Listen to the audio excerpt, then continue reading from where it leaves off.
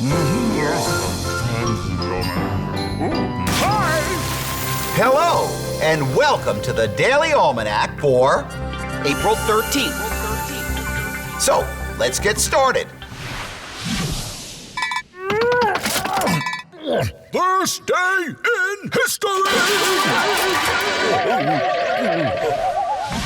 On this day in history, April 13th, 1743, Thomas Jefferson, the third president of the United States, was born in Virginia.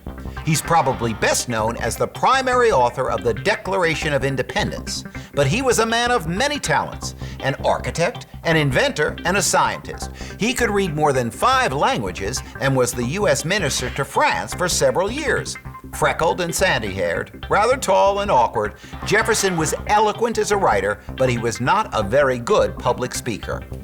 Also on this day in 1943, President Franklin D. Roosevelt dedicated the Jefferson Memorial, located in Washington, D.C.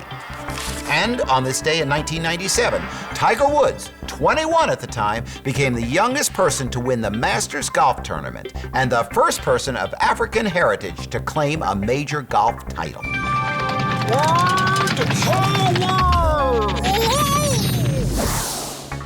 Today on Word Power, we're going to talk about the word piano. I say it softly, piano, because piano in Italian means soft. Now, historians believe that an Italian man by the name of Bartolomeo Cristofori created the first piano in the early 1700s. He called his creation piano e forte, which means soft and loud. Unlike the harpsichord and other piano-like instruments that musicians played at the time, Bartolomeo's piano could play notes both soft and loud. Ooh, extreme.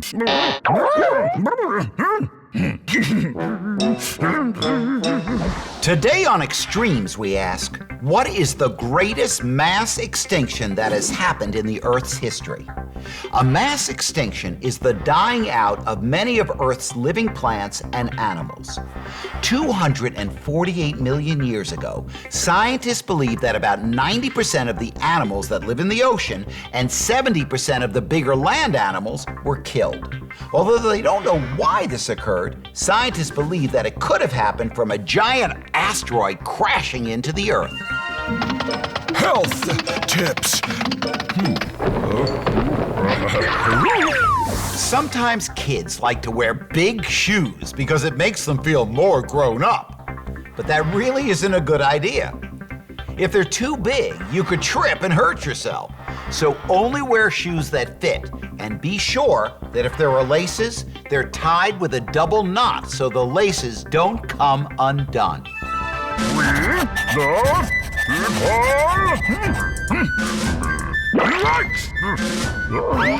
When each political party is represented by one presidential candidate and one vice presidential candidate, the general election process can begin. Candidates campaign throughout the country in an attempt to win the support of voters. Finally, in November, the people vote for one candidate. When a person casts a vote in the general election, they're not voting directly for an individual presidential candidate. Instead, voters in each state actually cast their vote for electors. These electors are part of the Electoral College, which actually determines who becomes president. Well, that's all the time we have left today for Daily Almanac. Thanks for stopping by, and I hope to see you tomorrow.